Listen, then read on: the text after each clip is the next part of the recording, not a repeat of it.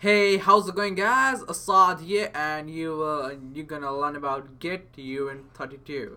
So, in the last video we talked about 16-bit method, and now it's 32. So if you don't know what that is, go check that out. That video link in the description.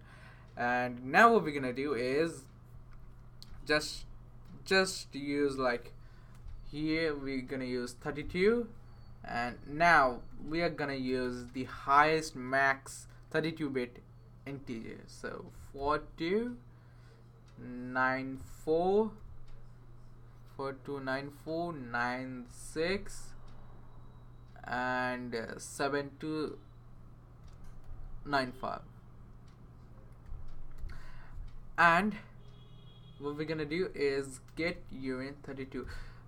Yeah, there's other thing why we use this method to set and get that value, because it's so efficient. It will make your app faster. It have a good performance on your app. So these are the good practices so you can use in your app, so when you do that, it can give you the highest max unsigned 32-bit integer. So yeah, hope you guys enjoyed this video. See you guys in the next tutorial.